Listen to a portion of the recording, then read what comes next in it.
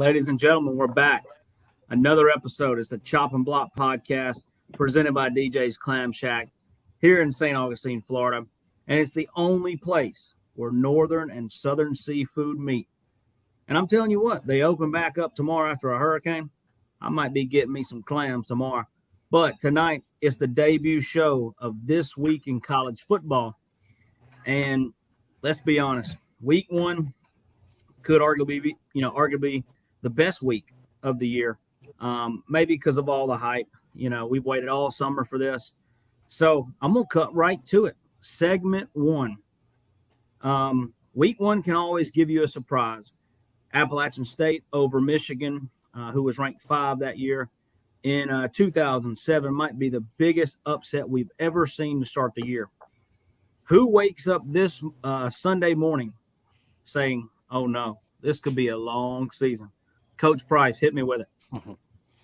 All right. Who's going to wake up Sunday morning saying it's going to be a long season? How about your Washington Huskies? And the reason why, hey, they're down there starting running back in Cam Davis. Your backup was a 3-star freshman, Tabo Rogers, who's suspended for violating team rules. Now you got to dig deep into the basket, and you get your Mississippi State senior transfer, who is coming off of knee surgery, so his legs is not up under him. And then you got a transfer from Dalton, Nebraska. If you can't play in Nebraska, you can't play in Washington.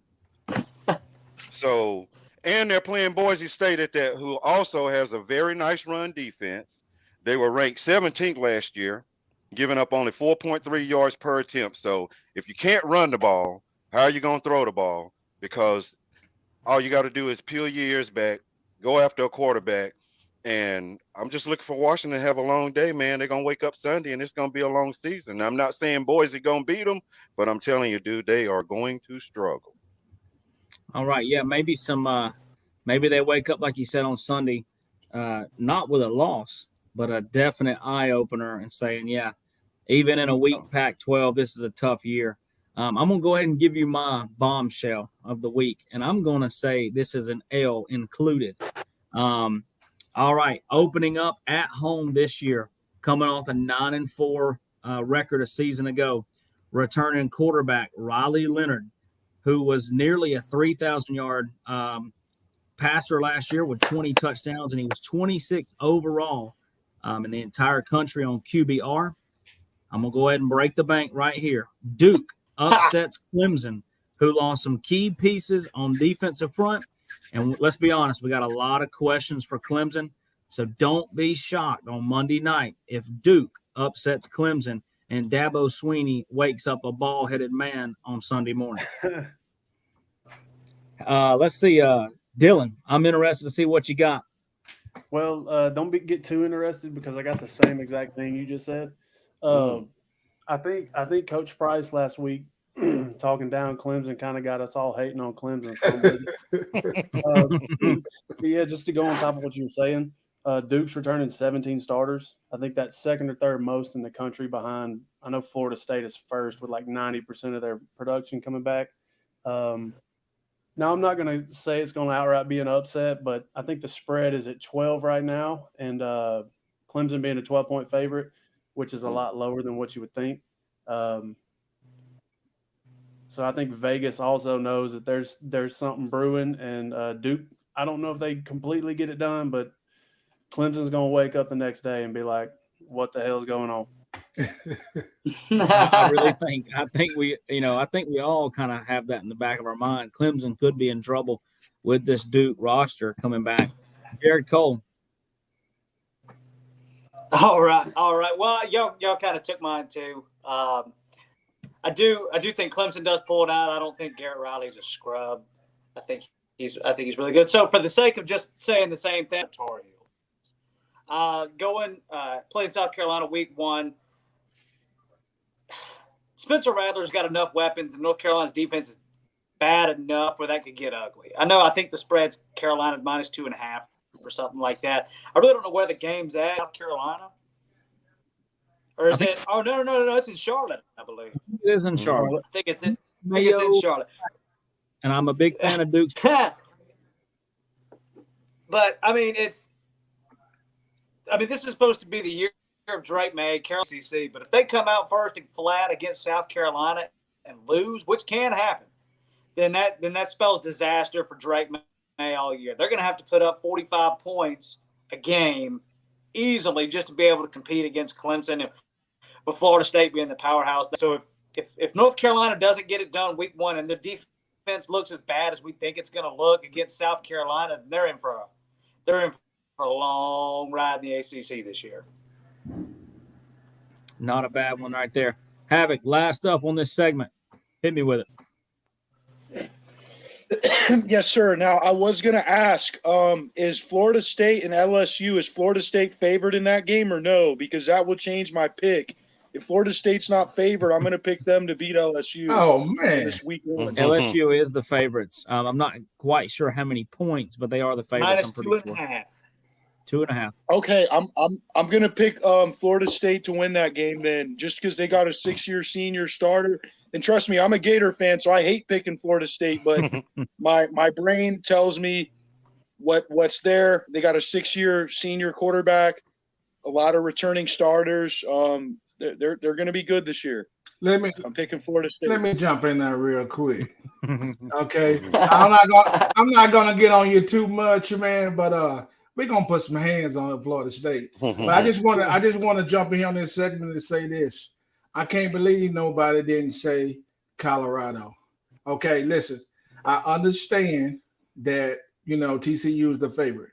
Listen, but when you have made all this noise all year long, okay, about how you're going to change the world and shock the world, I'm looking for TCU to beat the brakes off of them, and they're going to wake up and say, you know what, hype ain't going to get it done. We're going to have to strap up, and we're going to have to buckle down. We're going to have to humble ourselves, and we're going to have to play football and respect the rest of the football league, because all that podcast talk and all that little dribble ain't going to do nothing when you go into TCU and they put them hands on you.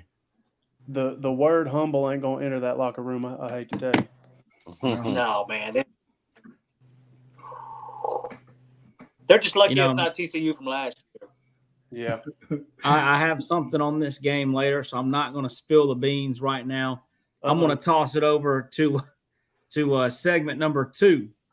And this one is something that, maybe we shouldn't do, but we're going to count those eggs before they hatch.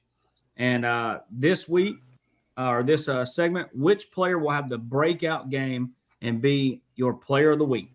Coach Price. Well, I'm a firm believer. If you can't run it, you can't throw it. And if you can't do both, you can't win. My breakout player, Blake Corum from Michigan. I think he's going to have close to 200 yards rushing in this game. Harbaugh won't show anything as far as the passing game. They got arguably one of the best offensive line in college football, hands down. He's got a killer backup in Edwards, who's going to come in and soften up the defense even more. So I look for Corum in Michigan, man. I mean, they're playing UNLV at home. Why would you not have a hellified game against UNLV at home? And you got the best hogs in front of you in college football right now. Hands down, I'm looking at him to have a big game. Put him on the Heisman watch after this game. Uh-oh. I don't think that's I hate to say it, but every one of y'all have points on little points that I have. So maybe we all agree here tonight and not agree to disagree. Jared Cole, let me hear it. Well, I had to change mine earlier this week when we talked about it. Mine was Harold Perkins. And it was going to be Harold Perkins because they were going to have Mason Smith on the other side. And having to deal with both of them, Harold Perkins was going to absolutely take over. With Mason Smith being out, which is an absolute joke, by the way. Look at that. Look at that guy right there. Look at that guy right there. No, but with Mason Smith being out, which is an absolute joke. I think Florida State's offensive line's got enough experience where they, Harold Perkins, but the player of the year or the player of this week's to be Jordan Travis. The guy's got 800 weapons outside. He's got the shorter college tight end, for God's sake. I think he's going to take advantage of LSU's DBs. I do believe. I think LSU's, but week 1 against Florida State, they're not going to look great. I think Jordan Travis could easily have over 300 yards passing and 4 touchdowns in this game. I know that's a lot, man. That really is a lot. But he's got to go in on. He's a 6-year senior, like we talked about, with a good offensive line in front of him and a decent run game behind there all day. Harold Perkins by himself, that just seems tough to me. So Jordan Travis is mine. Yeah. With you saying that, I'll go ahead and jump into mine. The egg that I'm going to count on hatching. With the loss of John Emery, LSU Jaden Daniels will feel even more pressure to play well. A couple of mistakes will benefit FSU, and we'll see the best performance of the weekend coming from, like you said, Jared Cole, Florida State quarterback Jordan Travis. I expect him to throw for 280 yards, 3 TDs, and also have 55 yards on the ground with another TD. 4 touchdowns in a win. Ladies and gentlemen, I do want to introduce somebody who just joined in here, and he's going to have his and I'll let him maybe collect his thoughts until the end of this episode. But we're going to let him have the this is supposed to be a Thursday night special. So it's Thursday's Two Turnt Tony's Alabama rant to end the broadcast today. I've been telling him, I've been wanting him to jump on here, and he's probably the wildest Alabama fan around in the Southeast. So we will get that from him later tonight, but I wanted to introduce him while he's on here. Hey, Dylan. Dalton. Yeah, go ahead. I like to hear his take on this slide.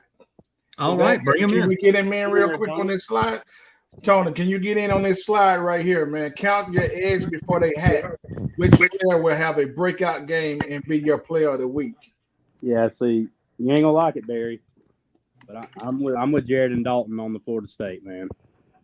So, if you look at LSU, right, defensively, I think they rank like lower 100 in returning production on defense this year, and I think that's the kicker because outside of Harold Perkins, LSU don't have much experience on defense, and offensively, it's tough because Jaden Daniels. I mean, he showed flashes of what he can be, right? But go back to the FSU game last year. I mean, I actually read something about it today. David Pollock said it perfectly. The dude looked like he had never played the position the first game of the year last year, and he just looked lost. But then you fast forward to Alabama. You just talk about the GOAT. I did.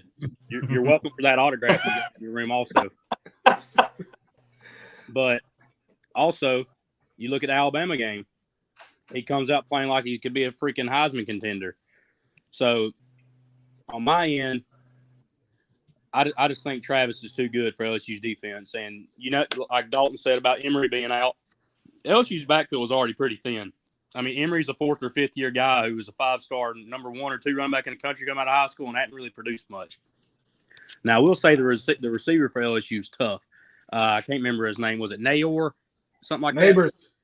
He's tough. If Jaden Daniels can get in the red zone and get some jump balls, that guy probably not going to be able to guard it.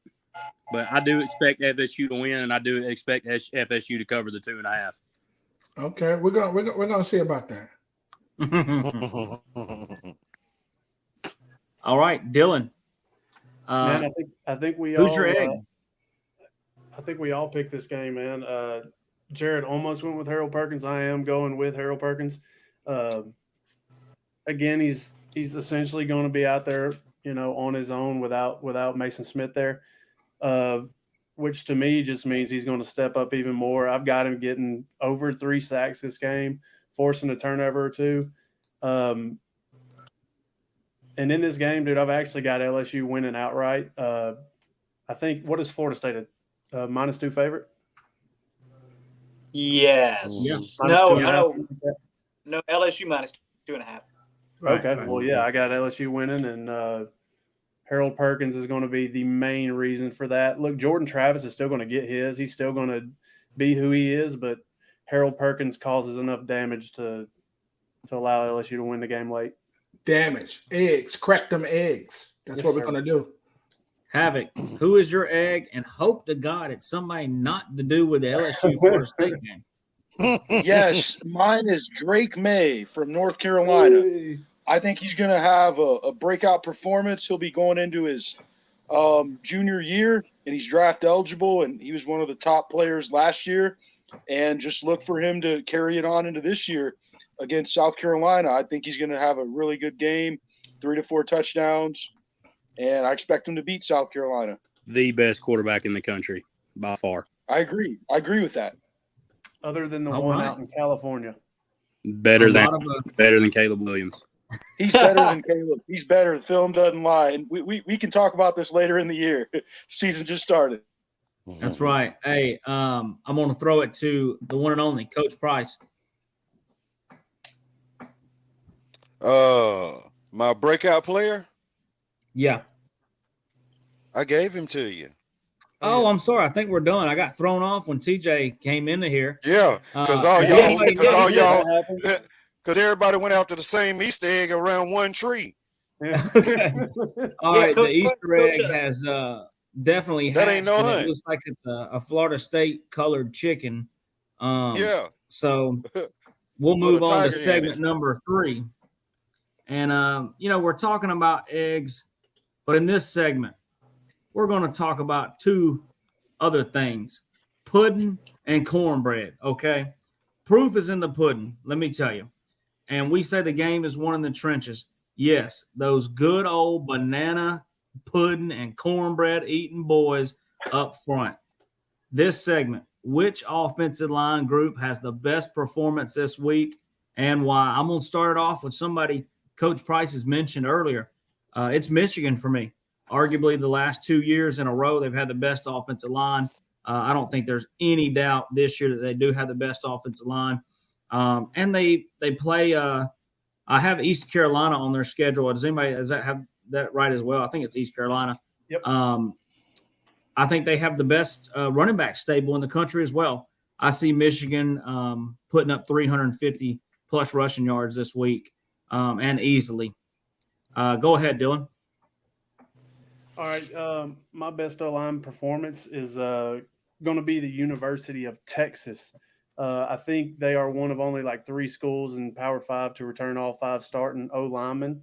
They've got a lot to play for this year. They know that they've got the quarterback, they've got the running backs, they've got the receivers. It's going to be on them for them to get to the playoff like they want to. Now, obviously, they're playing Rice, so, I mean, they're going to push them around regardless. But just going forward into the season, I think they're going to be a dominant O-lineman. But, yeah, very quickly, this Rice is going to be turned into fried rice pretty quick, and it's going to get bad. Jared Cole, I'm excited to see what you got. Let's hear it from a big boy himself. if it wasn't for the little bit of a quarterback controversy, I think it would be even more so.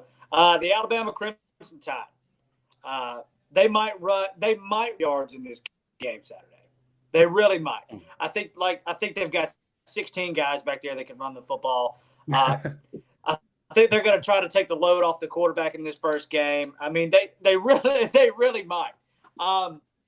So I'm going to go with the Alabama Crimson Tide. I think all year, like I said, the quarterback situation is what it is. The running game, they're not going to have any questions about at all. I will say an interesting game to watch, though, as far as this goes. Tomorrow night, Florida and Utah, especially with, they both think they can manhandle people. So I do think both offensive lines will have a big shot this weekend. But no, it's the Alabama Crimson Tide. It's not close this week. All right, Coach Price. Well, I'm going with my man Havoc. Florida State. I don't think LSU can get to him in this ball game. I really don't. I mean, it's a veteran squad. They're averaging 6'4", over 300 pounds.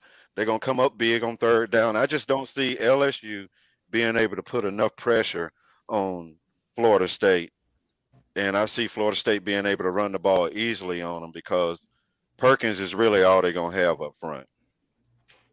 I thought I was the And- only one drinking tonight. No. But I mean, I look at Florida State winning this ball game anyway. I just Fair. don't see LSU. I don't see LSU right now. To me, it's just too much hype in Baton Rouge. Somewhere along the lines, Chip Kelly and the rest of them Tigers, they just got to be humble. Now, I ain't gonna say week 1 is gonna take them out forever for this season, but I'm telling you, Florida State is gonna make a statement in the ACC, which is gonna tell Dabo, go ahead and pack your bags because you're leaving.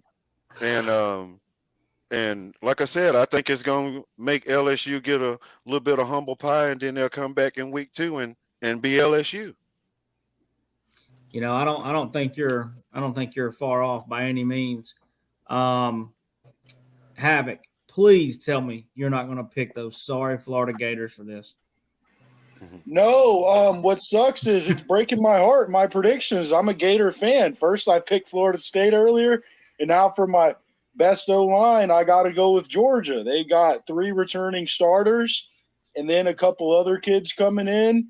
And I just think I know that they got a cupcake game this week, but Georgia's going to have the best O-line this year. You know, I hope you're right. I really hope you're right. This next segment, I'm actually going to start off with Tony on this one, the Fighting Pride of Alabama. Segment 4. Who will be our team with the best performance in week 1 and why? Best team performance week 1? That's right. I mean, it's really kind of tough considering that most of the games aren't really, people aren't like playing too much of anybody. I mean, I expect Georgia to win by 50. I expect Bama to win by 50. I expect Texas to win by 50. What? One game. All right, we're gonna have to go back to this Easter egg hunt then, JP. It's right back to the Florida State game. I mean, It's one game. if we pick in one game, and like I said, all the marbles got to go to Florida State. Look, man, it blows my mind, especially about the Florida State fan base. They didn't want Norville. This dude just came in and took an absolute dumpster fire. I mean, I wouldn't say it. I'd say it was borderline worse than Auburn. Oh, it was worse. It was. I mean, I think it's he way came worse. and took something that Jimbo left. I mean, people don't realize how bad Jimbo left Florida State.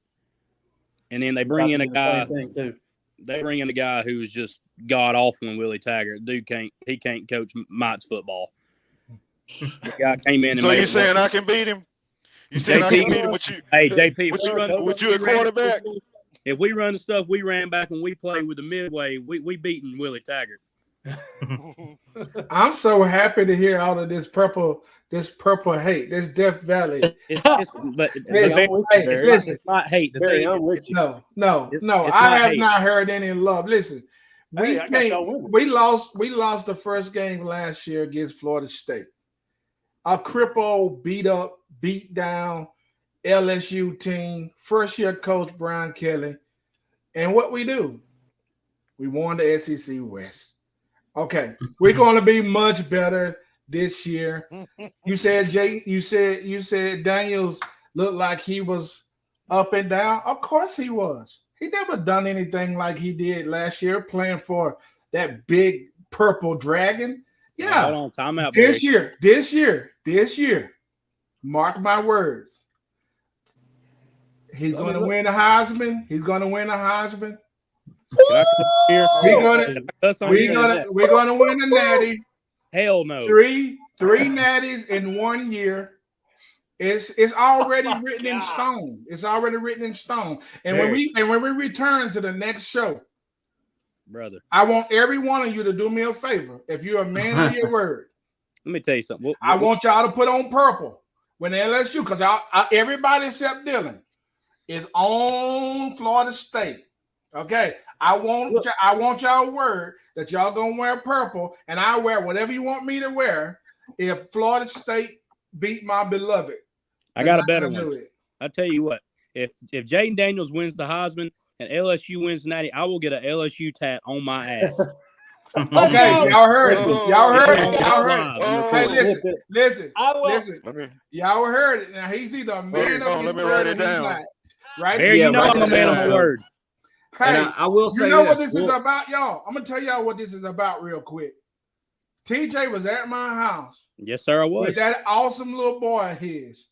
And I made his little boy say, Oh, "Go Tigers!" And he ain't never forgave me for that since. He ain't forgave me for that since. And I got it on video. And you know what? I might pull that thing up for the next show and run it on the chopping block. But y'all Listen, go man. ahead. Y'all go ahead and hate on my boys. It's but not we'll hate see. though, Barry. It's not hate because Jaden Daniels, he's been showing like that he's special since he was at Arizona State. Like true freshman year, he's shown the flashes his whole career, but it's the consistency factor. Now, if he's consistent, LSU, yeah, they got a chance to win the West.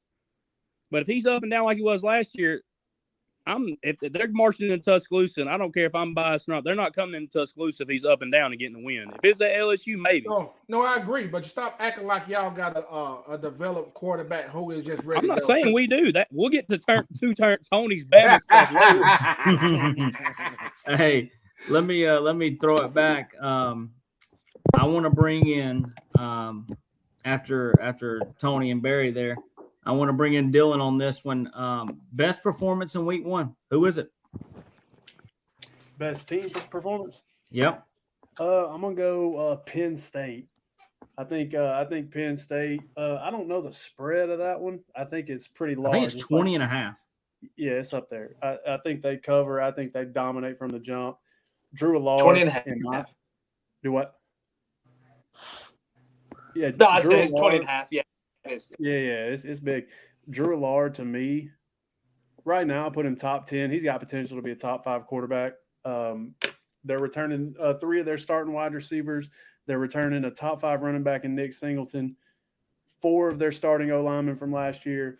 They're going to have a really good season. They're going to contend with Michigan to win that side of the conference. I don't think they will, but I do think they finish ahead of Ohio State. And they're going to start at week 1 with a dominant beatdown.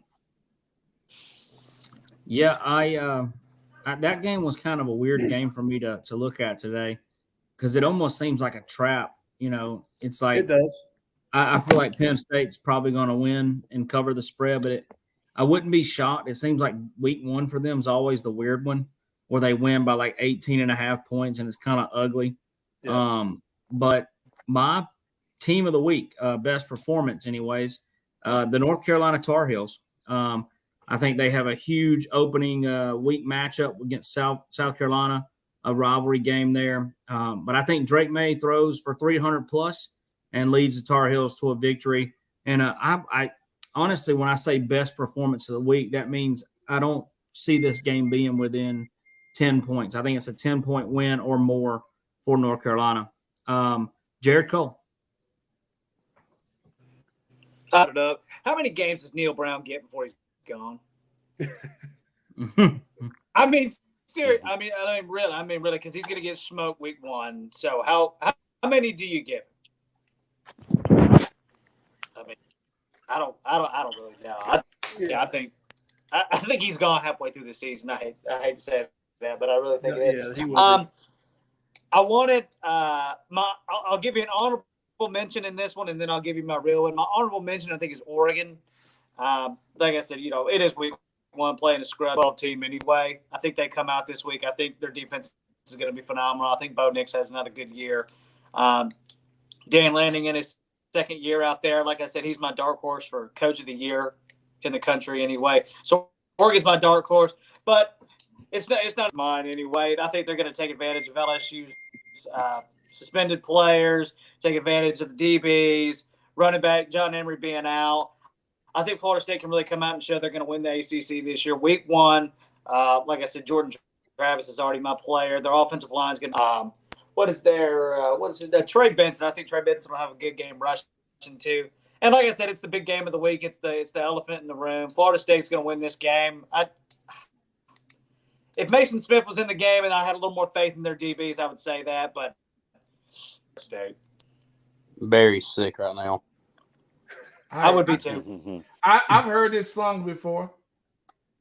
I heard All the right. team before. I know what's up. Havoc. I mean, Yeah, I'm gonna have to go with Florida State too. I hate saying this too. I mean, it's really not fun for me to say. I'm not a Seminole guy. I'm a Gator all the way. But just the same thing as earlier. Jordan Travis, 6-year senior. He's got the experience.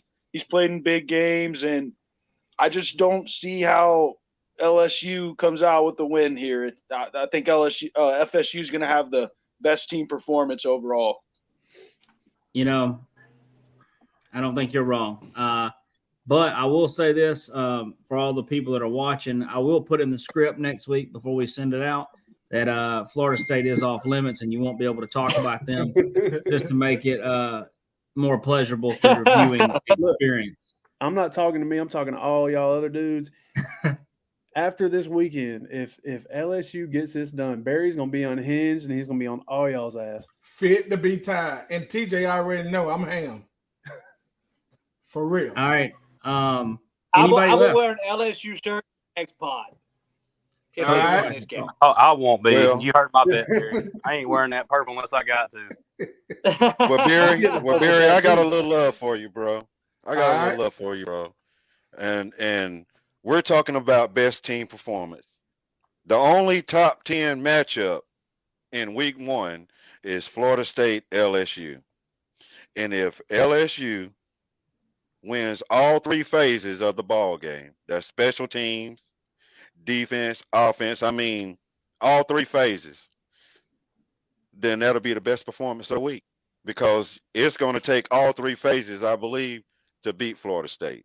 So if you pull off all 3, it's the best performance, hands down. You only got, like I said, 1 top 10 matchup. It's the only thing that means something. Yeah. Thank God, a little love for the LSU Tigers and Barry there. He was probably going to, hit the whiskey. But you got to bottle be after this perfect. show. Hey. I'm not even, and it ain't, like I said, Barry, it ain't hate with me because I think Florida State's for real this year. I got Florida State in the playoff. That's one of my preseason playoff teams. Yeah. And I'm riding with Florida State this year. A lot of us had them in our Final Four predictions too. I mean, it's the cards are laid out. It almost seems like if Florida State don't make it to the playoff, it would be a disappointment for the Seminoles. It's too lined up. It's too good to be true for me. Yeah. Look, and I hate to be this way. And look, it sound how it sounds. No, you don't. Clemson's got 18 white dudes on the field out of 21. You ain't gonna cut with the 18 white guys on the field. You got to have some brothers on the field. Whoa, It is now. what it is. I didn't have too many of that in Lindale. Hey, coach, and that's why when we played them Apaches, what happened? Oh Hey, those Apaches were rough. I'm telling you. But I mean, Man, that's a good point. Go ahead, Jared. I was just saying that's the honest truth about it, man. Let's just be honest. It's week 1, man. There's one game on TV. It's on Sunday afternoon, man. It's kind of hard not to talk about. I mean, yeah, we do. We have Florida, Utah tomorrow, but without Cam Rising playing, I mean, it's just going to be a handoff fast. So, I mean, Florida State and LSU is really the only one we have to talk about. And as far as playoff contention goes, it's the only one that matters this week anyway. Yeah, I somewhat disagree. I think by the end of the weekend, you are going to turn around and say there were better games than what I gave the week credit for. But we're going to go into our final segment before Tony's Alabama rant. Game 1, it's the one we've talked about a lot tonight. It's unranked Florida traveling all the way across the country to face 14th ranked Utah in a huge opening matchup. As we talked about, Cam Rising will not be playing in that game. A lot of question marks on Florida's whole team, let's be honest. I'm going to go ahead and throw it to each one of you. Y'all run through it. Tell me your pick, starting with Dylan, and work your way down. We opening with the Florida game? Florida. Jump I'm probably gonna in. be Yep, I'm probably going to be the only team to pick them, but I am going Florida. I'm actually going a 10-point win. I'm going 27-17 Florida.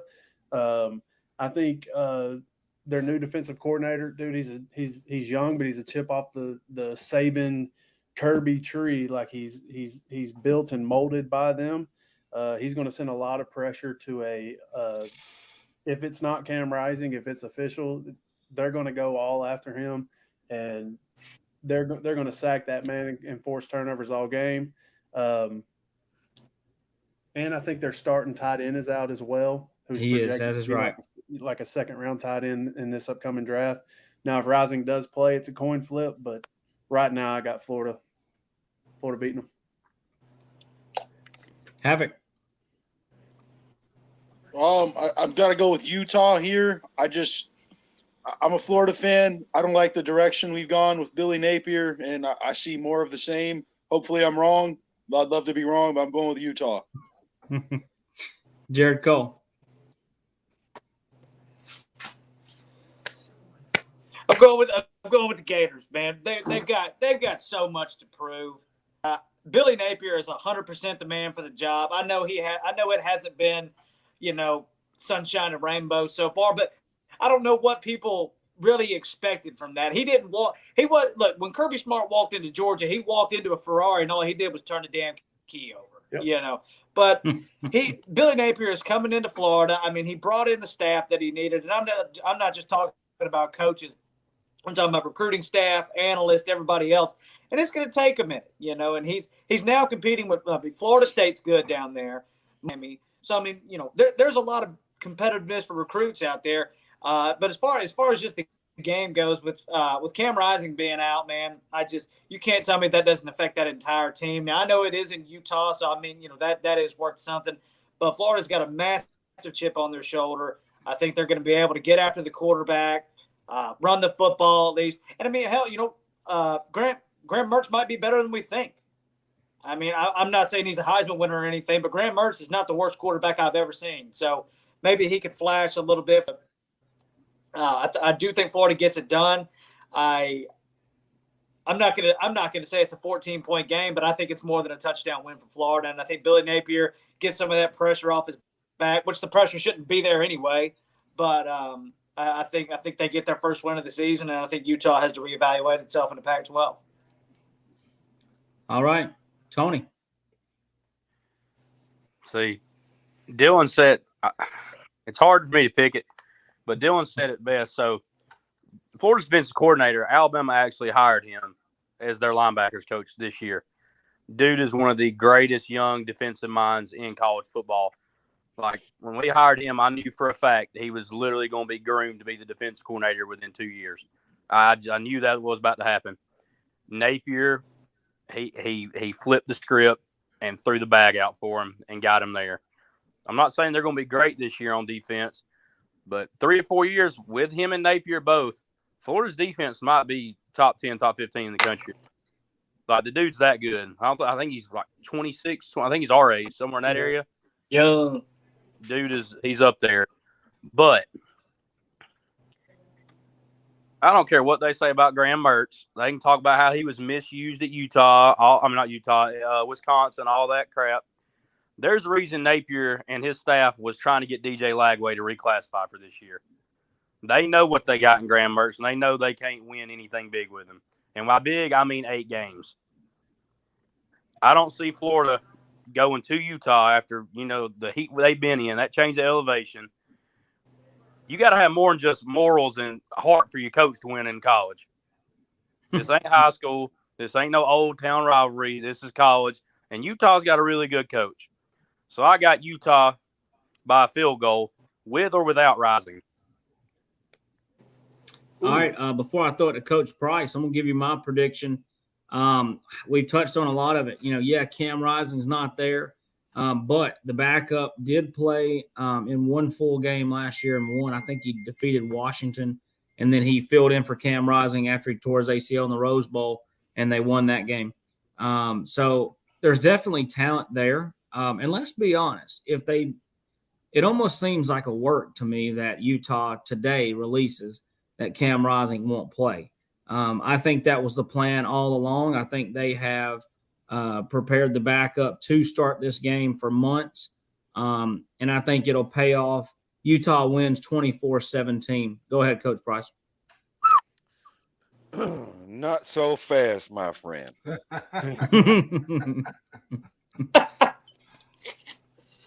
Let's not act like Florida don't have athletes. They're not the best. It's not like they recruit like everybody else, but they recruit well, very well in the state of Florida. You got Alabama, you got Georgia. We all try to pull something out of the state of Florida.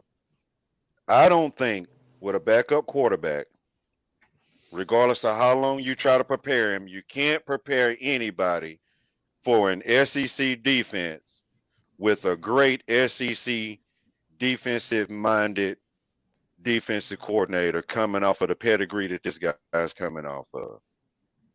So what he's actually going to bring at Utah, they haven't seen it, and they don't know what to expect. And there's no way that you can just adjust on the fly with the new guy. I'm a firm believer if you don't have a signal caller, you don't have a guy that's proven himself in any form or fashion against any SEC squad, then your quarterback hadn't proved anything to me. Because we already know, no matter what, we're the best defensive linemen going in college football to the SEC. We're the best offensive linemen going in college football to the SEC. We're the best defensive ends and linebackers and DBs going in college football. It's to the SEC. So to me, I don't see Utah without a quarterback who's capable of competing with an SEC squad being able to come in this ball game and beating Florida with a backup. I mean, Dylan, who was your backup? I mean, TJ, who was your backup when you played for me? Alex Rickman. Didn't need it. Dalton, who was your backup when you played for me, quarterback? I don't remember. See, exactly. Don't need him. Yeah, and no disrespect. I just don't remember. Coach, I didn't have one. I had to pray y'all didn't get hurt. It's one thing everybody's missing. See, everybody's talking about X's and O's and back up this and back up that. College football is $1 billion industry. Things ain't gonna go like they're supposed to go. Florida is gonna win. And you got to remember, there you go. Florida has a lot of pride. And college football always needs a shakeup. Guys, this is week number 1. If every one of the big boys or ranked teams supposed to win, it's gonna be a dud. Florida gonna shake that thing up. Florida is gonna win that game. Yes, they are. They're gonna make conversation in the SEC East. They're just gonna make conversation. All right, game 2. This is one we kind of touched on here a little bit ago. Number 17, TCU versus Deion Sanders and Colorado. I'm going to hit you with mine first. I'm not buying into any of the hype. Deion, prove me wrong. Until then, he can look pretty in his cowboy hat, but real Cowboys we know are from the state of Texas. So Texas Christian wins big 42-21. Coach Dylan Brooks, go ahead. Look, Coach Price already chopped up Deion last week, so I ain't gonna do it to him. Now I do think, look, TCU lost a lot of starters. They lost their quarterback, who surprisingly just got cut from his team. I didn't expect that, but I think they're going to struggle early, and Deion and Colorado might keep it close, middle of the third quarter. But I think they pull away at the end. The spread is 20.5. I don't think they cover that, but I do think TCU wins outright. Havoc. Yeah, I got to go with TCU. Deion Sanders, I mean, I like him a lot, but he's inheriting a bad program, and he's got a lot of work to do. Rome wasn't built in a day. So, yeah, not this Saturday. Maybe in a few years. Got to go with TCU. Jared Cole. TCU. I don't think you take 85 players and put them all together in 2 months and win a football game. Maybe they'll look better down the road. I don't think this is going to be 70-0 game. I don't really see Chandler Morris, a quarterback for Colorado, doing a whole lot. This artist who TCU has, man, Sonny Dykes is a good coach. He'll have his team ready, man. It might not always look pretty, but they're a good team. The spread's not 20.5 for no reason. I don't see Colorado doing much. I think TCU covers. Tony. Look, let's be real here. Deion's got a better chance of getting his toes back than Colorado. I forgot he lost his toe. He might lose a whole leg. I heard. Look, Oh God. I love it. Oh you my didn't God. piss on me and tell me it's raining. Look, these dudes, they lost 50-something people. He cut people. Look, his son is not a major D1 quarterback. I'm gonna tell you that right now. He is gonna look like a freaking like a little kid out there. I wouldn't be surprised if he throws 3 picks first game. I guarantee he has 2 turnovers. Like, just watching him, the dude's not a major D1 quarterback. He can get by with athleticism in the HBCU conference and all that when they're whoever they're playing. But the only person on that team that's the truth that might have put up a fight against anybody is Travis Hunter. That dude can play anywhere in the country. But I agree. I'm going to tell you right now, TCU big. It might be double the spread. I'm going to say TCU by 30. Coach Price. Be easy on Deion now. You went off on him yesterday. He had to, get a new life insurance policy all because of that. So be easy on Deion. All right, this is easy as I can get on prime time. Yeah. Remember, he's not a Seminole no more.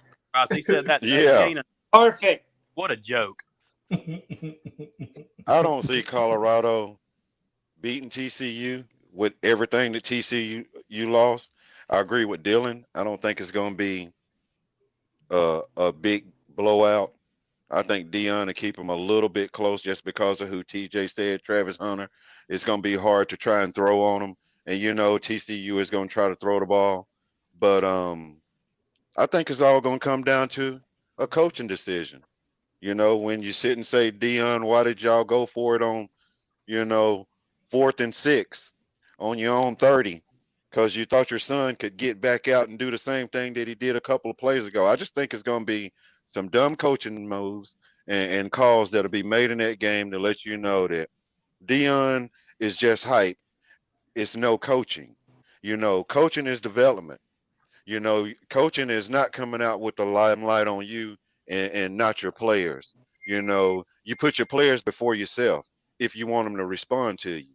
2, when you come in and you cut us the way you did, I mean, dude, that's heartbreaking.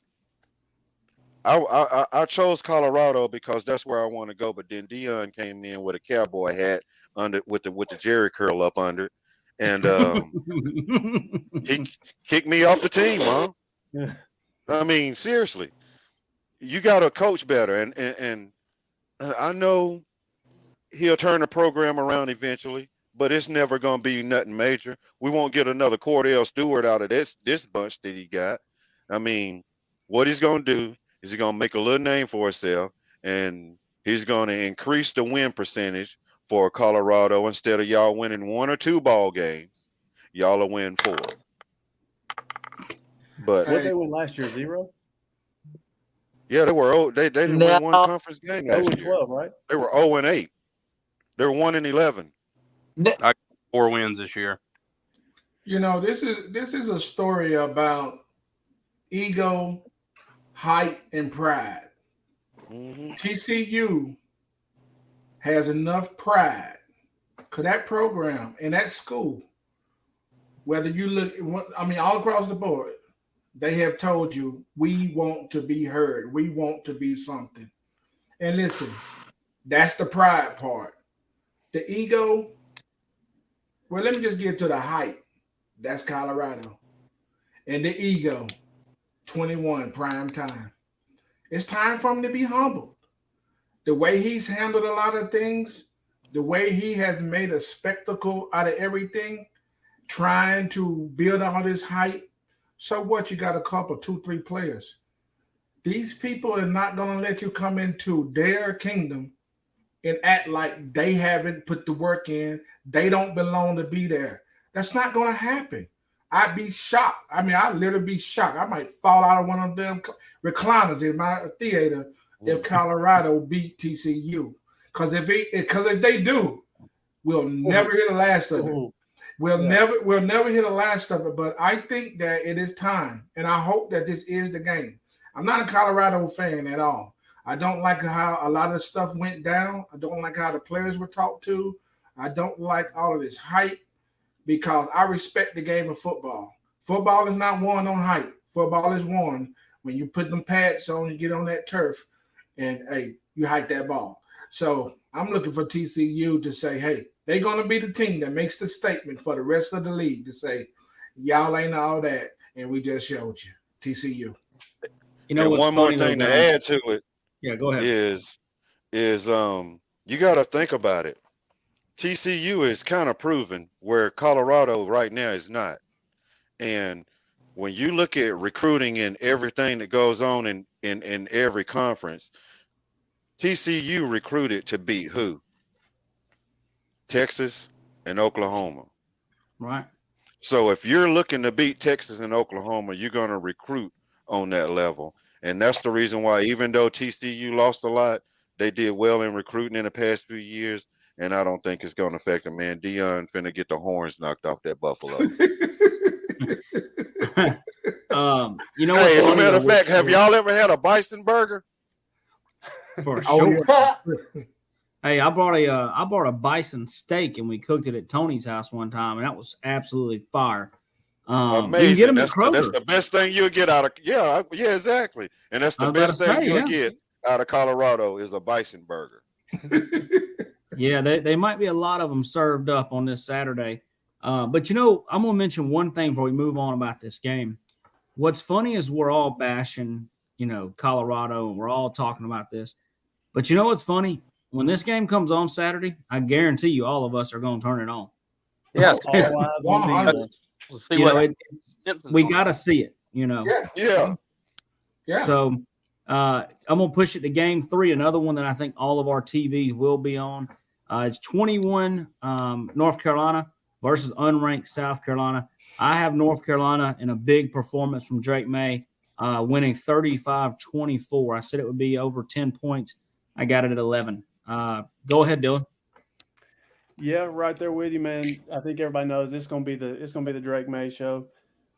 Like Tony said earlier, he is one of, if not the best quarterback in the country. I got him winning 38-24. And I got a little poem right here to talk about South Carolina and how I feel about them. South Carolina's about to lay a steamer. Fuck Shane Beamer. Hey, I don't know if that would have won an A+ in Miss Etheridge's seventh grade class. And that was TJ's favorite teacher.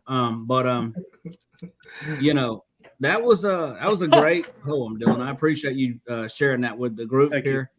Havoc, I don't know if you can do any better than that.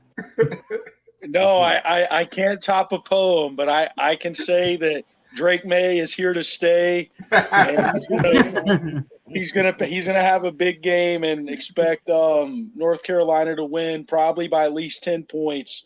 He's Spencer Rattler, a very inconsistent player. Now he does have his moments, but he's no Drake May. 100%. The Reaper, Jared Cole. I think this game's gonna be a lock field goal game, and if I think it's a field goal game, I'm gonna let it slide to North Carolina. But let's be honest, man, their defense blows cheeks. It's absolute cheeks, man. God Almighty, and you know Drake May is, like we said, the best quarterback in the country, if you know, up there in that conversation. Spencer Rattler is good for 3 games a year. I think this will be one of them. I don't think this is going to be anything. You know, he's not going to go out there and have a Heisman moment or anything. But this game's going to be really close. I know Drake May is that guy. Get it? I don't have a lot of faith in North Carolina, though. I do think they win by a field goal. But if it goes the other way, I'm not gonna be shocked whatsoever. Now, if this was if this was an SEC matchup for South Carolina, whatever. But the North Carolina defense scares the hell out of me, and I think that's good enough for Spencer Rattler to take advantage. Tony. Let me tell y'all exactly what this reminds me of. So I'm going to start out with last year. Dylan won't give me a lot of credit on things. Last year, before the season started, who did I say was my breakout player in college football? Was it Drake May? You dang right it was. Yeah. Look, then this is what it reminds me of. Do y'all remember Sam Howell? Do you remember that unbelievable year? Do you believe that? Remember that unbelievable year he had? What happened the next year? Yeah. And this is my worry. And it has nothing to do with Drake May. It's just like it had nothing to do with Sam Howell.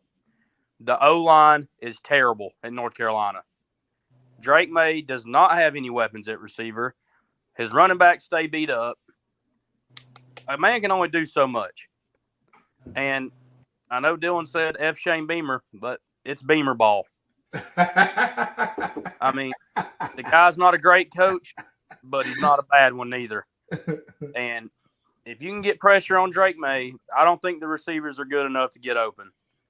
And I think it shouldn't hurt his draft. So like I said, he's the best quarterback in the country. I don't care about that guy in California who paints his nails just to get beat. I got a feeling North Carolina might only reach 7-8 wins this year, max, because of the people around Drake May. I don't think Spencer Rattler's great, but he's developing some consistency according to everybody that's been around him that's outside of South Carolina. Has said that he's got a lot more consistent. They do got a really good tight end. Usually got it. I think they're actually starting a former quarterback at running back, so that's something to keep an eye on. Yes, they are. But I expect South Carolina to win by 10 points. Thank you, TJ. I was already on the freaking fence. You just convinced me. South Carolina. Well, Jared had jumped ship, and it only took one argument. There are some inconsistencies in my life, but you just helped me straighten that one out. North Carolina from here to China. How does that? I guess we're all rappers and poem. What do you call somebody that writes a poem? Poet. A poet. Poet. There you go. A poet. A poet. That lets you know how much poems I've written. We poets. Lindale, stand up, man. Hey, I'll be honest. Poetry was not in the schedule in my day. But one thing I want to throw in there, and this might change Jared's mind because he seems like he could go either way at this point. But one thing I did read was actually a question mark about North Carolina's offensive line. And one thing they said this year is that they did return, I think, 3 starters, and they have a lot of guys that have played meaningful snaps behind them. So I do think the depth on the offensive line is going to be better. But like you said, can the receivers get open in enough time? It might not matter. But I got one question, and I kind of want the group to answer really quickly about this game. If South Carolina wins this game, how much do they have to win it, and in what fashion for any of you fellas to give them credit? Because it sounds like you don't give them any credit at all. 14. 17 14? plus. If they win by 1 point, I'll give them credit.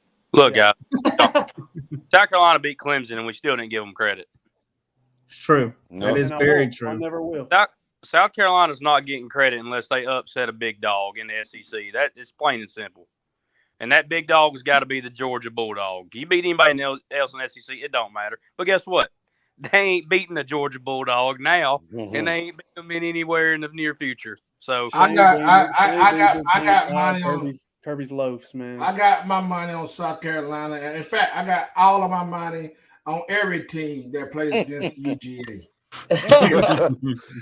Hey, let me take that segment back on LSU then. UGA for me is the new Alabama, and everybody know I'm gonna rip them all year, baby, all year. Coach Price, you're the last one up. Well, it's going to be UNC because Beamer can't get the band off the field, and his defense won't get off the field either. All right, short and sweet. Can't go wrong with that answer. before you switch it, Digo, Barry, I just want to say you asked for this from these Georgia fans because if I remember correctly, even though you was pulling for LSU, you stayed on top of them dogs cheering all the way up until they got to this championship. And now you heard what I told you that you didn't want to hear about these fans, and now they done got under you way worse than a Bama fan ever did. You know what? You know what? Hey, the problem with that I have with Georgia. Okay, I have rooted for Georgia Bulldogs over the years. I know how horrible Georgia sports have been. You win 2 chips, and now you Alabama. Stop it. They need to be humble. And I'm tired of all of this acting like we've been here all the time before. I'm not dealing with that. I'm not dealing with that. You know what? Like I say, we limped into the SEC championship last year with this old broken down LSU team that we had. Yeah. This year, when we go in there, we're going to hit them right in the mouth. Get ready. All right. Well, I hate to break it to you, Barry, because this next segment this next game is probably not going to fare well for you. But I will let you start it off. Number 5 LSU versus number 8 Florida State. Listen, man, I know all of y'all want the mighty purple Tigers to go down. It's not going to happen. We're not going. Okay, they did what they had to do last year. They beat us. We're not going to let that happen 2 times. You know what, man? That's not going to happen back to back. You know, we're going to win this game. We're going to win this game, and I'm going to be eating some kind of gumbo or etouffee or whatever we want to eat in with my family. Hey, I'll tell you what. I'll be honest with you. We're either going to be doing a whole lot of crying, a whole lot of celebrating. It ain't going to be nothing in between because I'll say this. Yes, I am a little nervous about this game. It's a trap game. It's the biggest trap game. But I think that LSU is new and improved, and we're going to beat Florida State. All right. Dylan, I guess break his heart.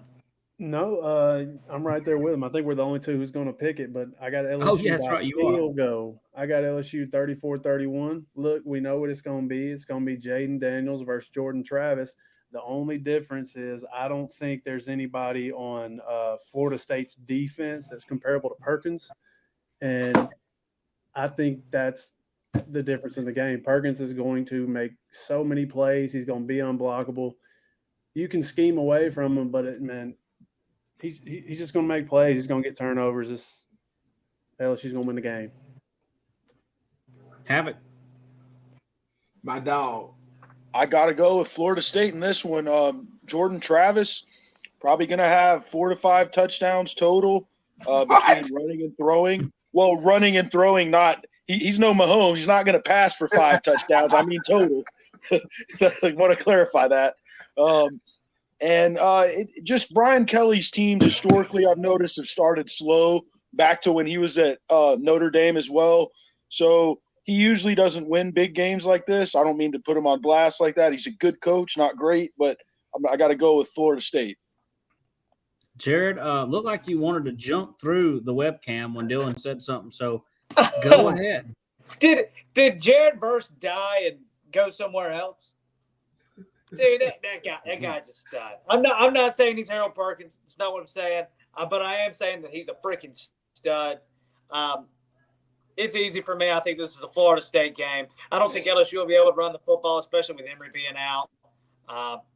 Mason Smith on the defensive side, I do think that's going to be an even – I mean, they're going to recognize that. Again, I don't believe in their DBs yet. They're going to have to prove it to me, and they might. I'm just saying. I don't think core the rest of the country like they're going to face Sunday. Jordan Travis got experience. The offensive line's got experience. They've got good running backs. They got a good coach. They got the hype, which, like Barry said, who cares about the hype, but they got the hype. I think if I do remember correctly, they had a top 10 defense in the country. If LSU was fully healthy, I think my opinion would be a little different. But when they're now having certain guys, first game of the season, I think Florida State's got more athletes in a position ready to make plays than LSU did. So I'll give me Florida State by 10. All right, Tony. I'm gonna start off with Barry. I'm just let you know.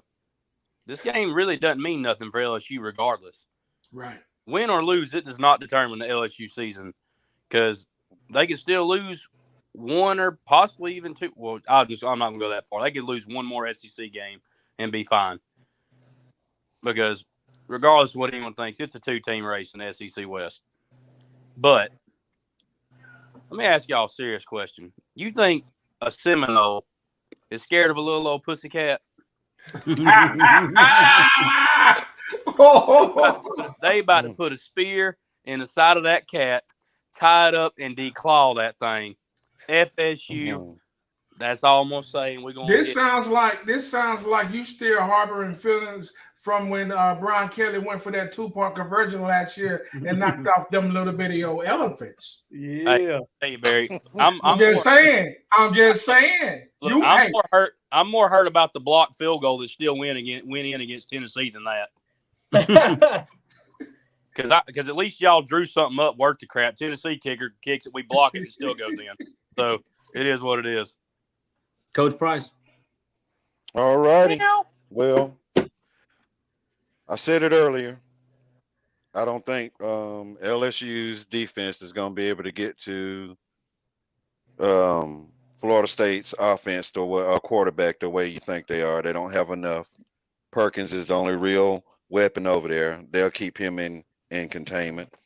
And I see Florida State winning this ball game, driving the ball down the field with less than 2 minutes in the game, winning it 24-23.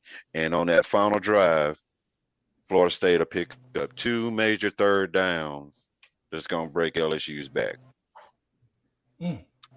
I like that prediction, and I think, honestly, for all of us watching that game on Sunday, let's see it go down like that. It'd be great for any team to win or lose in the last second on the opening weekend. I got Florida State 31-21. I think they're just too much for LSU. Like you said, Dylan, earlier in the show, 19 returning starters. I mean, they returned everybody but the water boy. So I got Florida State winning, and I think it'll be a little bit easier than people think. Game 5 and the last game that we'll discuss, Boise State versus number 10 Washington. I'm going to start it off. I got Washington over Boise State. I was back and forth on this, but I think Washington will pull through late. It'll be 30-21. Hit us, Dylan. Yeah, I got Washington. I got them with a big win, 41-20. Well, I'm going to keep it short. It's going to be a blowout. Penix's going to throw for 400+. It's over. Have it. Yeah, I'm gonna go with Washington. Maybe not a huge blowout, but yeah, I agree to an extent. Multiple touchdown victory. They got a returning senior quarterback, Michael Penix Jr. They're gonna win. Cole. I do have Washington. I think it's going to be a lot closer than people think. Boise State was a 10-win team last year. You don't do that by accident. Florida State on my freaking mind. That's all we've talked about for the last 2 hours. Boise State's got a 1,000-yard rusher, and the guy's going to have it again. I think George. I can't remember his last name. I do think Michael Penix has a few more options than Boise State does, but I mean this is the touchdown game for me. It's going to be really close, but I do believe Michael Penix being who he is. I do think he's got more answers than Boise State does. So I'll take Boise State by I'll take Washington by 10. Tony. Look, Boise State won 10 games last year, Jared, but their quarterback's gone. He transferred out, so they have. Come on, man. They're having to replace their quarterback.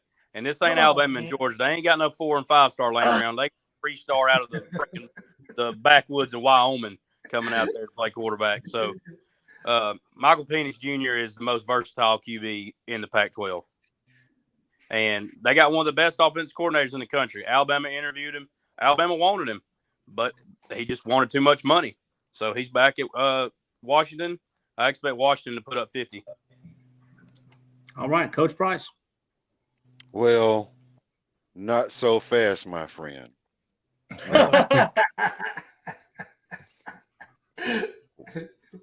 Washington is going to get beat by Boise State. Oh, Boise State, yeah. and I'm gonna tell you why. Washington can't run the ball. Who's going to run it for them? You ain't got to run it when you're throwing 60-yard bombs. Exactly, but you got to understand, you're going to throw 60-yard bombs, and we're going to come at you all day. You can only throw a 60-yard bomb if our defense has the respect that you might run for 10. If you can't run for 10, you can't run for 5, you can't get anything chopping on the block, period, then go ahead, come out and try and throw it against me. And all I'm going to do is sit my DBs back, and I'm going to send everybody at you, keep everything in front of us, including the sticks. How many holding penalties is going to come out of it? Just do the math. And what percentage would you get? If you came out and you threw the ball, say, 45 times, how many holding penalties you get? Probably 4 or 5 minimum. So, okay, 4 or 5 minimum. Okay, now that's going to put you in what? Second and long, maybe third and long, third and 17. You can't run the ball, man. You can't throw the ball. Bottom line, if you can't run the ball, you can't throw the ball. Coach, Name me one team. The defensive style they run. Boise State ain't showed us nothing on the defensive end, like formation wise. I get okay. Put money on it. Boise State is going to beat. I'll put money that Washington wins, but I ain't got no spread. That's Washington is going to be. Washington is the upset of the weekend. You gonna see it. They're gonna be the ones that gonna wake up on Sunday morning realizing it's gonna be a long season. Why is it gonna be a long season? Why is it gonna be a long season? Is because look what you got. Cam Davis gone. Your freshman 3-star running back gone.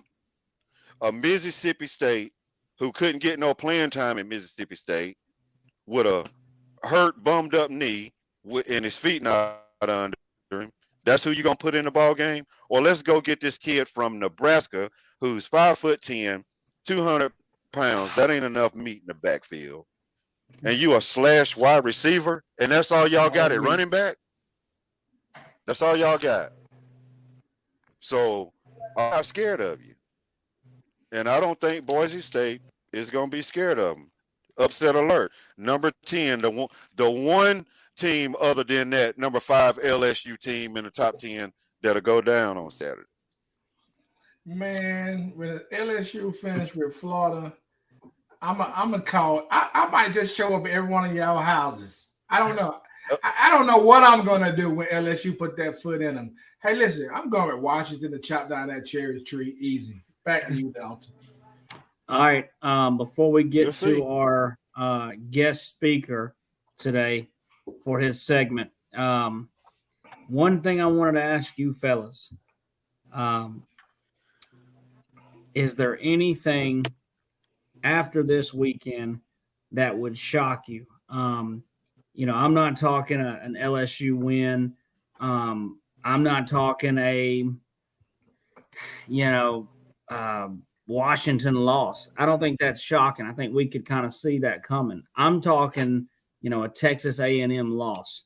Do we see a major team in college football? And if you don't have an answer, just pass it to the next person. But do we see a major upset that nobody's talking about? And if so, what team could it be? Alabama losing. Week 2. Texas. Texas. That's going to be a game. Dylan. Anybody? Upset this wise, week, man. I don't think there's any. I mean, it's always a possibility, but like the schedule this week, man, it's high odds to get an upset. You talking about week 1 upset? Yeah, week 1. Oh, I thought you was talking about any. I didn't know you was talking about week 1. I'm sorry about that. I got one. I think week 1 is kind of, if it happens, it'll shock us all. It's not even, it's not something we can come up with. I got one. Go ahead. Go ahead, TJ. I'm not saying that it's going to happen, but if I'm looking for an upset in the SEC week 1 that no one's probably thinking about or talking about, It's Virginia over Tennessee. Yeah. That was the one I was looking for. I had that one circled right here. You won today's question of the week.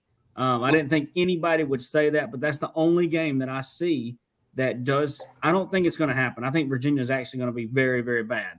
They might But be that But- could be the thing. Like, very, very it bad. would shock a lot of people. And Joe- So I want you to Watson. remember. I'd be shocked if Indiana beat Ohio State. Indiana's Agree got there. a solid defense.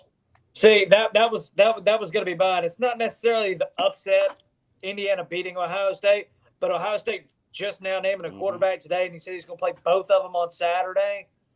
I mean, just to see what they both look like. I mean, we know what they got with the receivers, but I mean, like TJ just said, Indiana's got a badass defense, man. They're not bad. Do they win the game? No, but do we learn more about Ohio State after that game than we thought we had in the first place? All right, so just want y'all to remember that all of these predictions will be saved, and there will be a weekly record. So make your picks wisely. And one more thing. Man, I didn't For- know that. I ain't picking LSU again. For the benefit of Barry, we're going to make a chop and block podcast deal of the week. Okay, we're going to start a new segment all in one.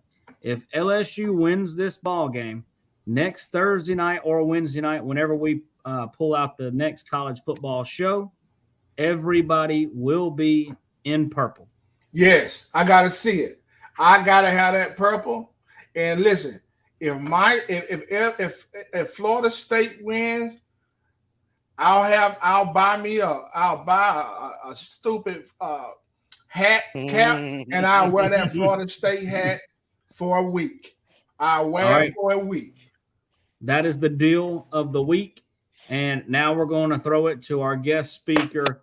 And we plan to do this every week on the college football show. And I'm sure throughout the year, this could get very ugly, this 2.5 minutes from this guest. It is now time for Two Turnt Tony's Alabama rant of the week. Take it away. We're going to start with this. I'm about tired of hearing Dylan's mouth every other day. So, look, this gives me a lot of vibes, especially with Alabama football, to 2016. 2016. What is everybody in the country saying? Oh, who's going to be Bama's quarterback? Who they going to throw to? Who they got on line? Their defense ain't done nothing. We started with Blake Barnett. Blake Barnett comes in the game against USC, who everybody thinks that is going to beat Alabama for one to start the year. And Barnett doesn't move the ball at all. Jalen Hurts are actually losing at the end of the first quarter. I'm pretty sure it was 3-0. Jalen Hurts come in, and then it's absolute domination. And people say, oh, well, they're terrible. USC finished third in the country that year, and we beat them by 53 or 49, something like that. Now, I'm not saying that's the same scenario, but Alabama's offensive line will be a top 3, if not the best offensive line in the country, whether it's the run or the pass. Caden Proctor is a true freshman that's coming in and starting at left tackle. This dude's gone up against Dallas Turner, Chris Braswell, Quay Russaw, Keon Keeley, guys like that every day at practice, and the coaches are raving about him. J.C. Latham is an All-American guard that's coming in, going to be a first-round draft pick. Seth McLaughlin's another guy that's been here 2 or 3 years. Liza Pritchett's redshirt sophomore. Bama's line's there. And the only thing that separates this team from the 16 offense, in my opinion, is we actually have the weapons at receiver. They're not proven yet. The only one that's kind of proven is Kobe Prentice, who has changed to number 6 this year. He did real good as a true freshman last year. Ja'Cory Brooks is proven. Kind of. Ja'Cory Brooks is solid. He has a drop problem. If he can cut down on his drops, then I'm sold on him. But Isaiah Bond's the guy for Alabama in the passing game. That's the guy who's the Jalen Waddle type guy. Take the top off the defense. You can give it to him anywhere, and he's a freaking track star. Who's going to throw it to him? I'm getting to it, Barry. Look, and y'all want to talk. This is what I'm getting at here. We have not had a guy that's can run the ball the way Jalen Milroe has. I'm not saying Milroe is going to be great. I'm not saying he's going to start because he's not my – I think he's going to start week 1. He's not my starter. I think by the end of the year, Ty Simpson is the guy at Alabama. Dude's got an NFL arm. He's a coach's kid, like college coach's kid, so he understands how football works. He understands defenses. Jalen Milroe is he's a specimen athletically. But you're not going to sit here and tell me that Alabama's 4 deep in the backfield. You got Jace McClellan, who's one of the best running backs in the country. You got Justice Haynes, the guy who Georgia was all out for, wanted him bad. His dad's a UGA legend. Dude's our running back, too, out the gate. He's going to be used in the passing game and the run game. You got Roydell Williams in short situations, Jamarian Miller. All 4 of these guys are going to get a lot of playing time. All of them. Mainly the first 3. But you're not going to sit here and tell me if Alabama's running the ball all over you, plus you add in Jalen Milroe running the ball too, you have to stop that. And if you don't stop it, what are you going to do? Because the play action pass is going to open up if you're able to run the ball. I mean, that's that. JP, you know that. If you can run the ball, the play action pass is always going to be there. And it's the Gotta same. have a running back. Do what now? Gotta have a running back. We got 4 of them. This is the best running back room Bama's had since Josh Jacobs was at Alabama. No, I'm just saying, proving my point. You can't throw it if you can't run it. Yeah, exactly. You got to be able to run the ball. And I believe Alabama's going. You're not going to get a good look this week. We're not going to show anything. This is going to be defense and the most vanilla playbook you can ever think of. And everybody's like, oh, this ain't going to work against Texas. I mean, what the hell? You think we're going to open up the whole playbook against Middle Tennessee for Quinn Ewers and Texas next week? It ain't going to happen. Bama's going to run the ball. Might see some plays. Might take a couple deep shots. Just something very, very vanilla. Ty Simpson and Milroe, I expect both to play at some point. I don't expect Buckner. I honestly don't expect Buckner to be the QB3. I think Dylan Lonergan's going to be the number 3 or even possibly the number 2 guy. They have been raving about this guy at Alabama, saying that, I mean, he's been getting reps with the ones. He's not ready to play, but there's a ton of potential. Like next year, this, like I said, another Jalen Hurts situation. This might be a way where Milroe or Ty Simpson takes the job for a year. Might have some success, might reach the natty like Jalen did. But the next year, this kid might push for the starting spot regardless of who had a year under their belt. Like, that's the kind of upside he has. And then you also got the 5-star Julian Sayin coming in. But despite the offensive line, this is what's going to control Alabama's season. It does every time. When Alabama has a defense that forces turnovers, that's when they're tough to beat. You can't stop their offense and their defense if they're getting turnovers. Alabama, when they're creating turnovers and scoring, it's a problem. And our secondary should be the best it's been since the same year. When you had, Marlon and Minkah Fitzpatrick, Eddie Jackson in the secondary, Kool-Aid McKinstry is the best cornerback in the country. It's not even an argument. It's not close. He's going to be a top 15 draft pick coming up. Terrion Arnold was a freshman All-American last year. He's a guy who struggled a little bit. Kool-Aid did his freshman year also, but he's also a guy that they think's taking a huge step between then and now, who's going to start on the other side of him. But you also have competition there. You got Trey Amos, transfer in from Louisiana Lafayette or Monroe, I can't remember which one, that's got 2 or 3 years of experience. Also got Jalen Key from UAB that's added to the secondary to go along with Malachi Moore, who's a former All-American who hadn't played his best the past couple of years, but his freshman year, he was unbelievable. But he's one of those guys, he knows the defense, he can make the calls and go anywhere. And then my breakout player in the SEC for the whole year, true freshman, starting at safety, Caleb Downs. Dude's a generational talent. He's getting Minkah Fitzpatrick comps right now. The dude is the real deal. That's the breakout player for Alabama's defense. The linebackers are going to be fast. They're going to be getting to the ball. It's not going to be no Pete Golden. Let's drop our best pass rushers. We're going to put pressure on the ball. We're going to make the quarterback throw the ball and make receivers make plays on us. Jihad Campbell, Deontay Lawson are 2 guys that are going to be tough to stop. The question mark, though, where Alabama might struggle is along the depth on the D-line. Jaheim Otis is one of the best nose guards in the SEC, one of the best D-linemen. Justin Eboigbe has been a dependable guy for Alabama for a while, but he can't stay on the field. Had a neck injury last year after like the 2nd or 3rd week and was out the whole season. Didn't know if he's ever going to be able to play football again. Came back, got them 2 on the line.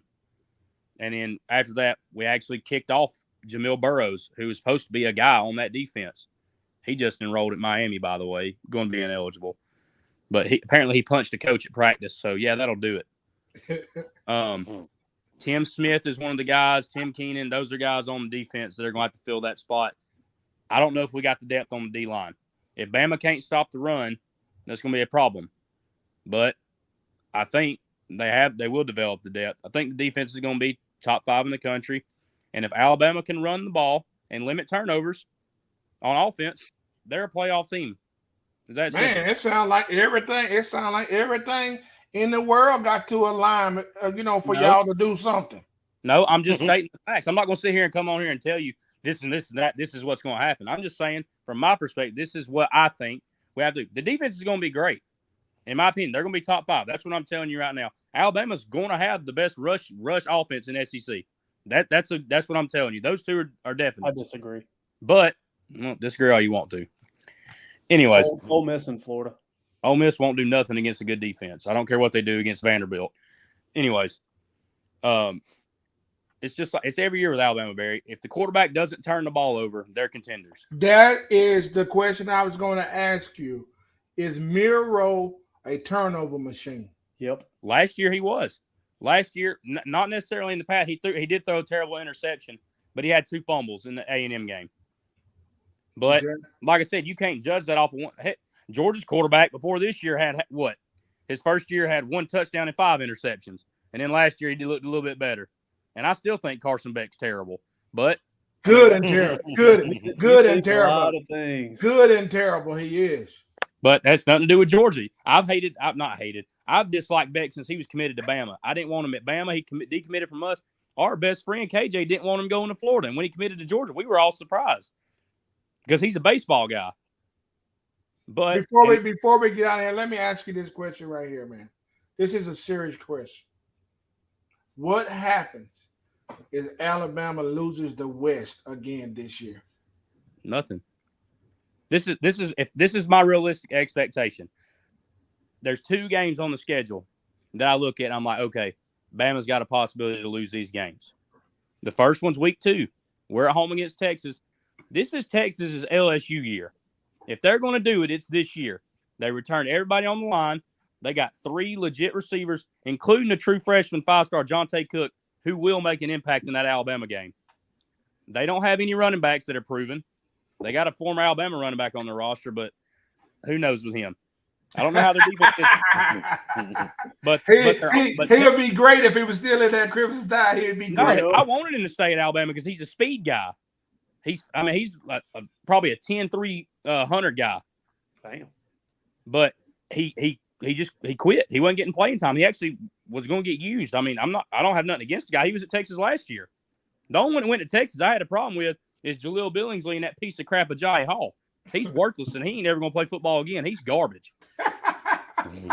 Look, whoa. Hold on. I got 2 things with Alabama, and you can answer. Number 1, everything you stated that Alabama has, they had all that last year, other than Caleb Downs. And on top of that, they had the best quarterback in the country and the best defender in the country. You lose both of those, and you expect to get better. But the difference is in those 2 is the schemes. JP, you can vouch for me on this. You got Bill O'Brien running offense, and we're throwing the ball 40 times a game because, one, the O-line wasn't as physical as it should be, and we couldn't run the ball. We ran it decent. Is the OC proven? Tommy, I think Reese is a good OC. I mean, he was the quarterback coach when Ian Book was at Notre Dame, and Ian Book wasn't great, but he had receivers open. Even in the Georgia game, he had guys open. He missed them. Tommy Reese drew that up. You give him better talent, better receivers. It's just, I think it's going to be a completely balanced attack. That's what Alabama was missing on offense last year was a balanced attack. The only time we looked balanced, Bill O'Brien called a dang near, I give it to him, he called a perfect game against Tennessee. If Jahmyr Gibbs doesn't drop that ball on 3rd down, the little dump ball pass, Tennessee never gets a chance to win the game. That game is over. It's not a 40-yard field goal. Bama's on the 10-yard line about to score with a minute left. Bill O'Brien called a perfect game. But the problem was Pete Golden. Pete Golden's why we lost both games last year. Arkansas sacked LSU like 7 times, 4 or 5 in the first half. But 2 weeks before, we've already seen this all year. You're dropping the 2 best pass rushers in the SEC in coverage. on third down. If you go look at Alabama's defense and Georgia's defense last year, I looked at this stat. It was crazy to me. On every down other than third down, Alabama's defense was like tremendously better than Georgia's. But on third down, Alabama's defense was giving up like almost a 60% conversion rate on third and longs. Not just third down, you're like third and 8+. Meanwhile, Georgia's not. Georgia's getting to the quarterback. Georgia's causing pressure, making him make bad throws. You can't sit there and tell me you got Will freaking Anderson and Dallas Turner, who was the guy who had 10 sacks as a freshman. He had like maybe 4 or 5 last year, so not a great year. You can't tell me you have those two guys and you drop them back in pass coverage. I got a question. You send right those here. guys. You have a QB spy on Jaden Daniels at all times on third down. We got a question coming in from the comments saying, "Can y'all beat LSU or Georgia without the stars aligning?" Ooh, LSU, look, Barry, we can do it again. We can do it again. LSU is not coming into Tuscaloosa and winning. I don't give a damn who the quarterback is. I don't care if Brody goes out there for them right now.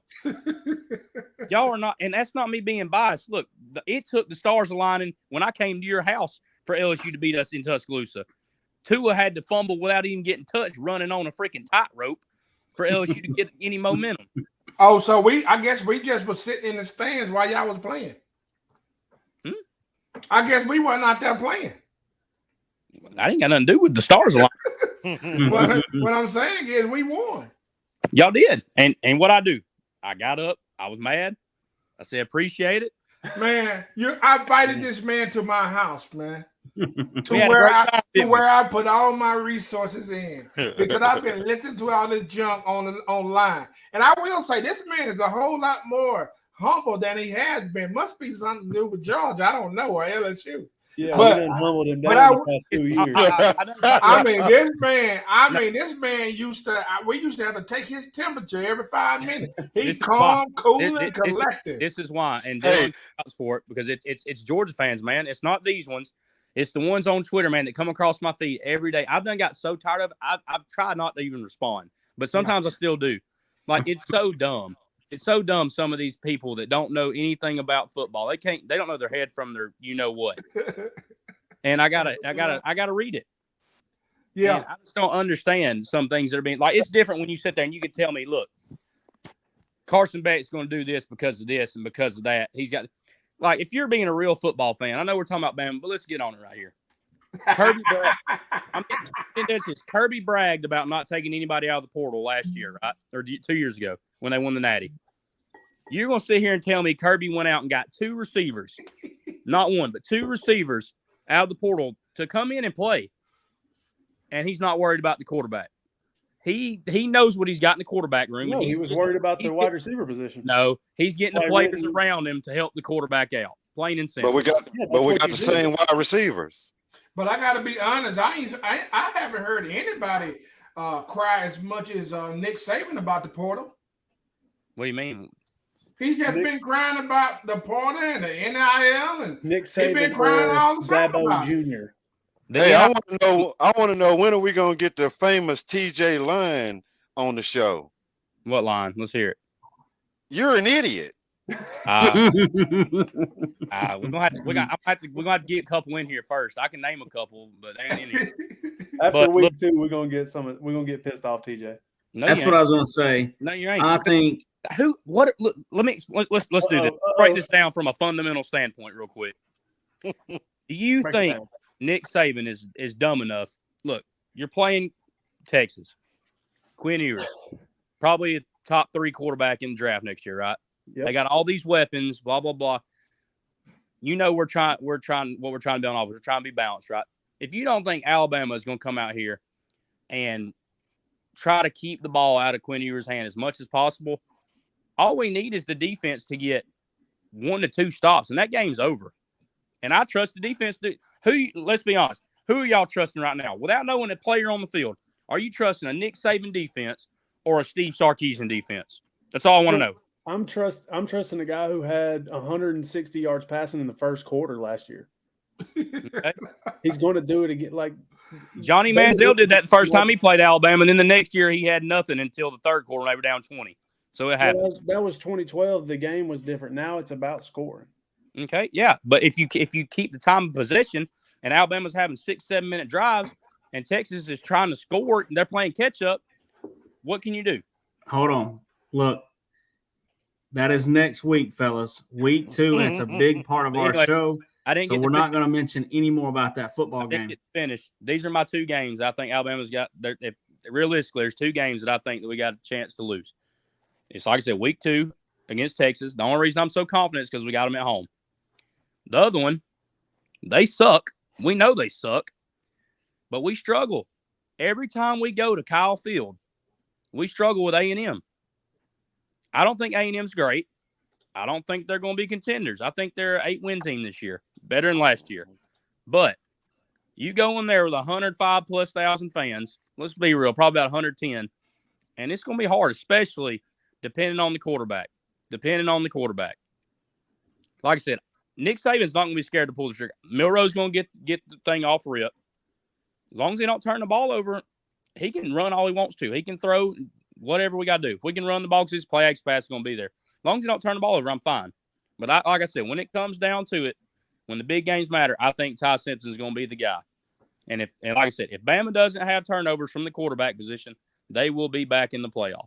If they turn the ball over, it's another 2-loss season. All right. So Appreciate I'm it. sure next week we probably won't have much to add in the 2 Tony's Alabama rant. We will. But week 3, we could have something very interesting in brewing. And this ball game, Texas and Alabama, will obviously be the game of the week next week, and one that we discuss highly on this show. But I want to appreciate everybody for joining us tonight. This has been the Chop and Block podcast presented by DJ's Clam Shack here in St. Augustine, Florida, with locations in Key West and Indian Shores. It's the only place where northern and southern seafood meet. Once again, this has been the Chop and Block podcast, and this has been This Week in College Football. Yeah, we about to do it. Watch us get into it. We some lumberjacks.